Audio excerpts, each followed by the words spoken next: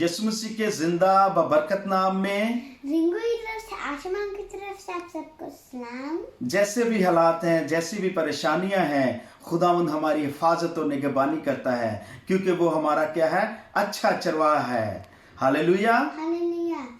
आज हम कलाम में से पढ़ेंगे पहला पत्रस और उसका हम पढ़ेंगे 5 बाब और उसकी 7वीं आयत में यूं लिखा है, और अपनी सारी फिक्र उसी पर डाल दो क्योंकि उसको तुम्हारी फिक्र है। पाकलाम का पढ़ा और सुना जाना हम सबके लिए बाइस से बरकत ठहरे।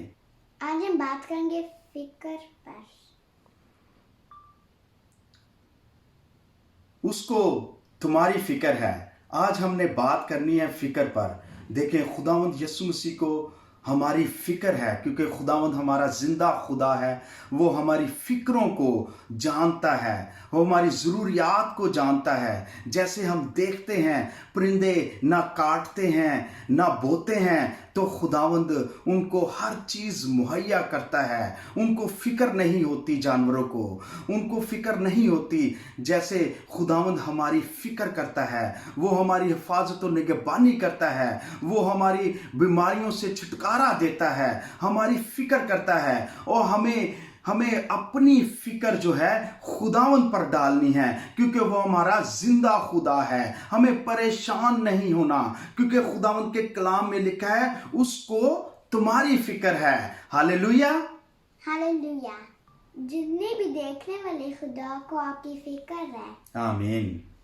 लेकिन उसके लिए आपको दुआ करनी है, बाइबल पढ़नी है और खुदा के हुक्मों को मानना है। हालेलुया। हालेलुया। जैसे रिंकू ने बताया, पहले क्या करना है, दुआ करनी है, उसके कलाम को पढ़ना है और उसके हुक्मों को मानना है। हुक्म क्या है? खुदावंद के पीछे चलना, खुदावंद की शरीयत की किताब को पढ़ना। जब हम ये किताब को पढ़ेंगे, खुदावंद के आगे झुकेंगे, दुआ करेंगे, तो अपनी सारी फिक्र जो है हमने अपने खुदावंद पर डालनी है, तो उसको हमारी फिक्र है। हालेलुया।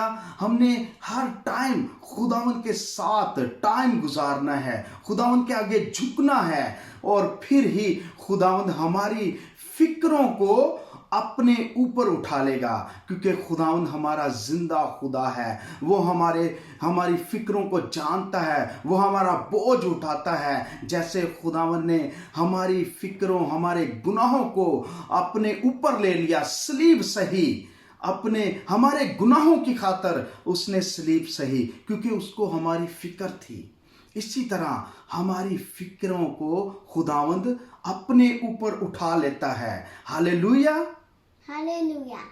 जैसे हमने सीखा है और कलाम में भी लिखा है, जो मेरे दिल में फिक्रों की कसरत होती है, तेरी तसल्ली मेरी जान को शाद करती है। आमीन। आमीन।